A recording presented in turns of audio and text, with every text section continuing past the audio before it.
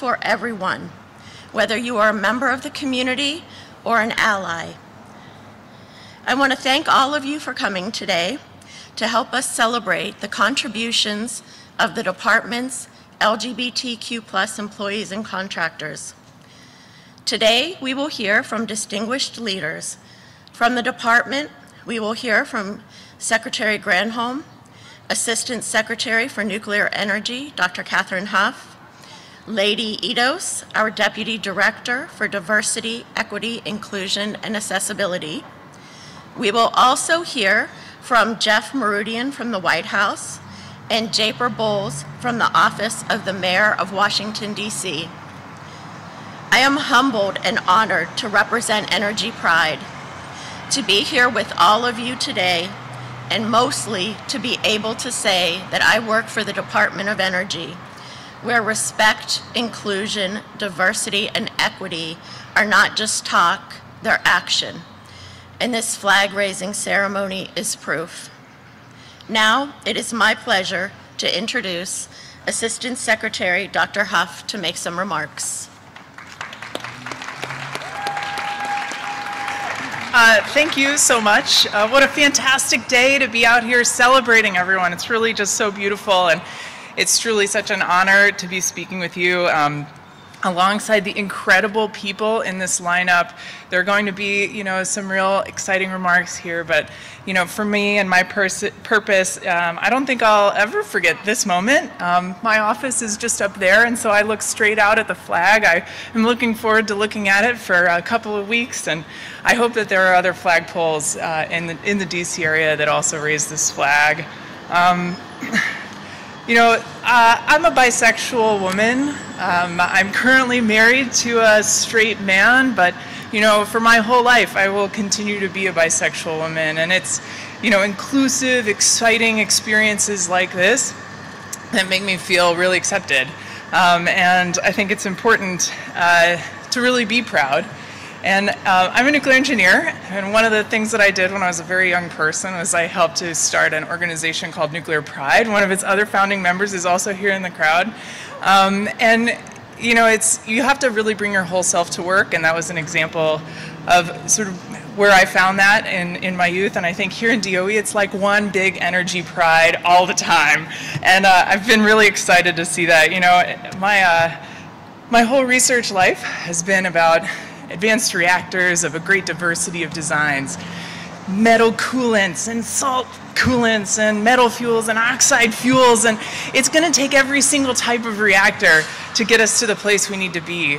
To decarbonize our whole energy system, DOE is exploring every possibility, every form of clean energy available to maximize nuclear energy's potential. Nuclear energy supports every promising reactor technology that we can. And if we're going to succeed in our energy transition, every single one of us must find ways to celebrate every single climate warrior out there, every piece of diversity that we have. So the world, the United States, the Department of Energy, we need leaders who aren't limited by what's possible. Our energy goals really require leaders that expand beyond what's possible, and who better than the diverse LGBTQIA+ community to believe in what's not possible yet. A community that their entire existence, respect, and the ability to be leaders at all was not always possible. I've seen this administration, particularly within the walls of Forstall, really embrace this kind of mindset. It's going to take everything. And so I'm excited to introduce you to the most important person in our organization, the person who routinely reminds us that it's going to take every technology available, silver buckshot, and every person available. The former editor-in-chief of the Harvard Civil Rights and Civil Liberties Law Review, also former governor of Michigan and current Secretary of Energy, the wonderful, the honorable Jennifer Granholm.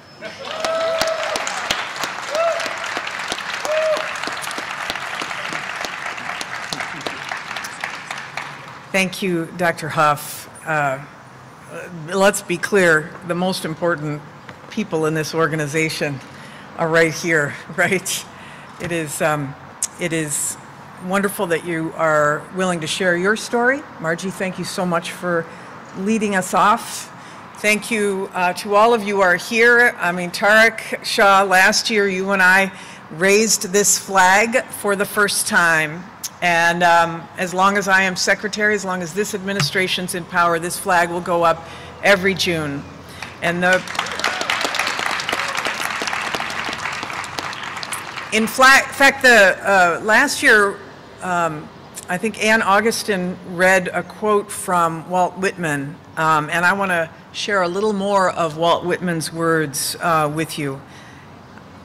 And he writes, "I celebrate myself and sing myself, and what I assume, you shall assume. For every atom belonging to me, as good belongs to you." This flag that we will raise is a statement about our commitment to all who see themselves reflected in it, our commitment to the LGBTQ plus community's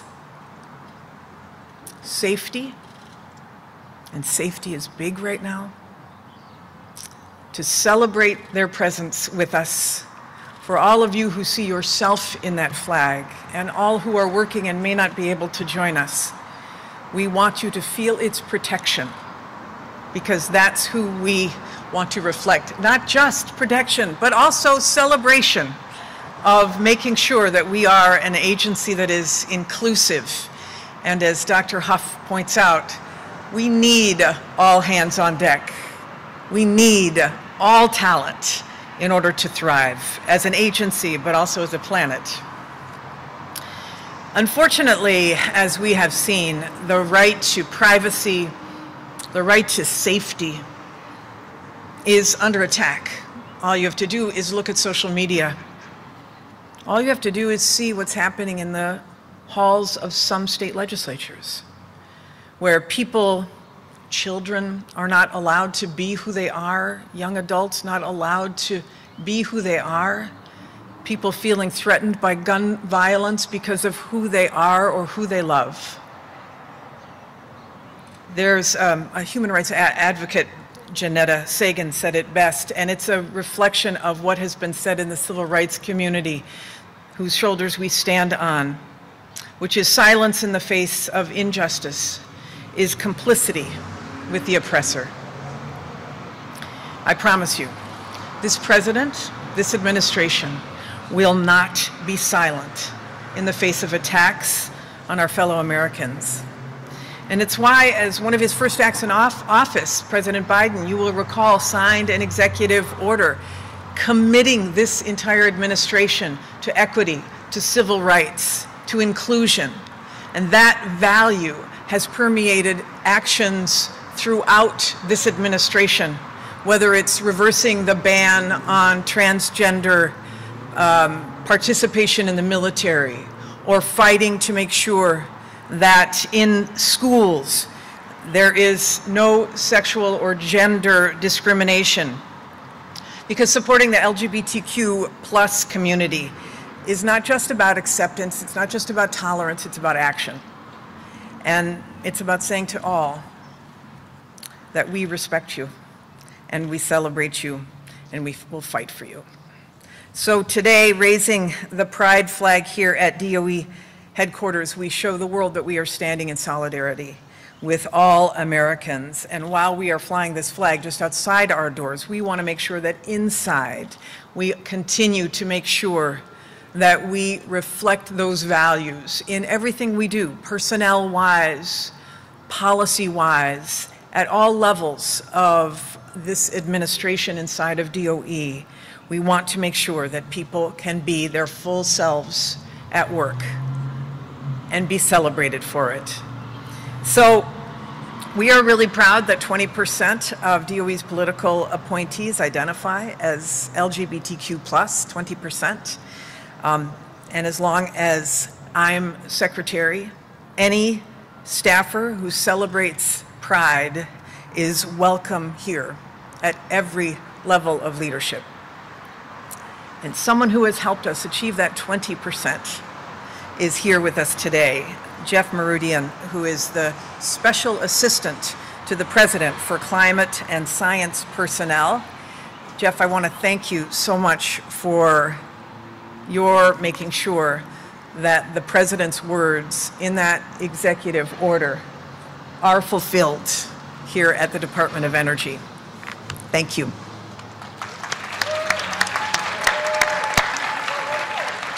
Thank you so much, Secretary Granholm, not just for your incredible leadership of this agency, but also for your longtime support and commitment to our community. And it is so great to be here, such an honor, and really hard not to be choked up after hearing your secretary give those remarks. I know, like many of you, I started my career in government about 20 years ago, and the thought that we could be here celebrating, raising a pride flag with a cabinet secretary, with agency leadership, would have been unimaginable. So what a great day here to celebrate all together. I'm so proud to be a member of the Biden-Harris administration, an administration where 1 in 7 political appointees identify as LGBTQIA+, a tremendous accomplishment, one of many historic firsts in this administration. We have, as many of you know, our first openly gay cabinet secretary, our first transgender person confirmed by the Senate. The President, as the Secretary said, has taken many historic steps to ensure our safety and protection in the face of relentless attacks that our community faces every single day. So it is so important that we're here together to celebrate, to reflect on all of the wins that we've had as a community, but to always remember that we must continue to persevere in the face of everything that's going on, not just here, but also around the globe. So thank you all for being here. It's such an incredible honor to celebrate this day with all of you. It's also my pleasure to introduce Lady Edos, who is here with us today. Lady leads the DEIA program in the Office of Economic Impact and Diversity here at DOE. Lady?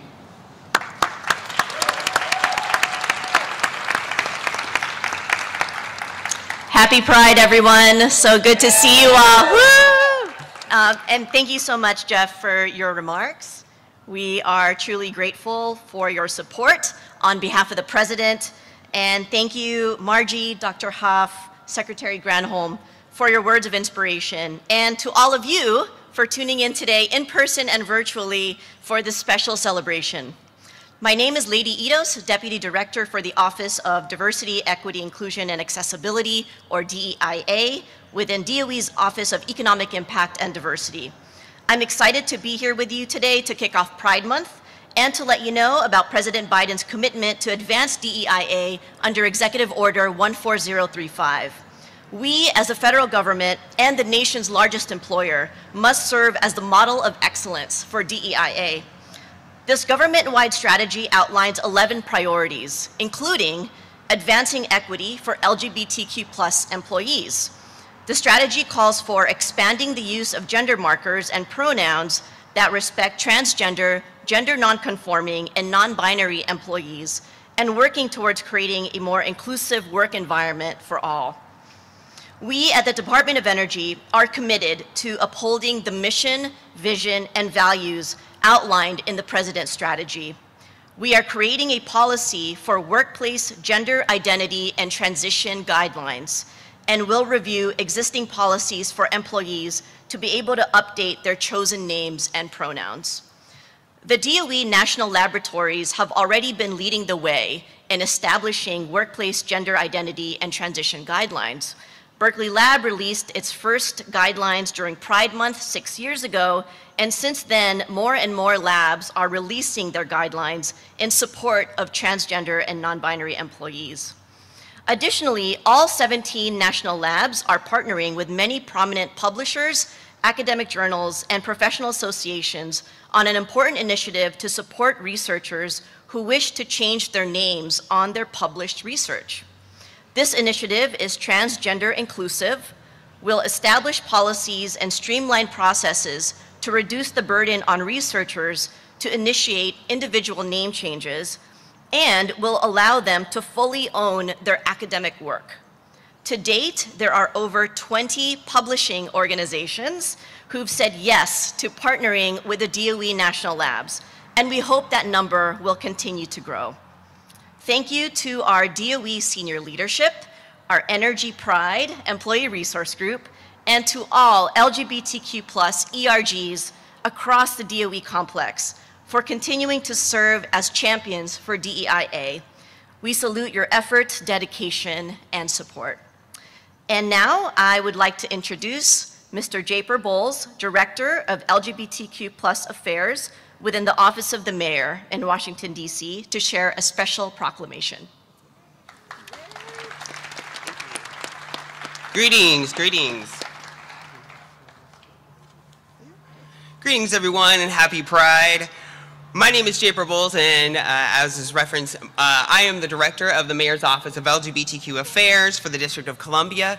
And on behalf of Mayor Muriel Bowser and nearly 700,000 District of Columbia residents, LGBTQ professionals in energy, Secretary of Energy Granholm, and President Biden, thank you for your dedicated service to DC and all Americans. The District of Columbia is proud to be the city that hosts the U.S. Department of Energy. And under the leadership of President Biden and Secretary Granholm, Department of Energy is working hard to develop solutions to sustain the nation's energy needs now and in the future.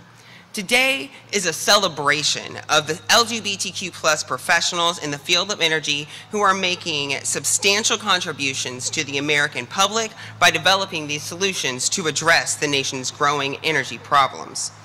These LGBTQ+ professionals are designing technologies for tomorrow through clean energy demonstrations and are expanding access to energy efficiencies and reliable, clean, affordable energy and power for all Americans.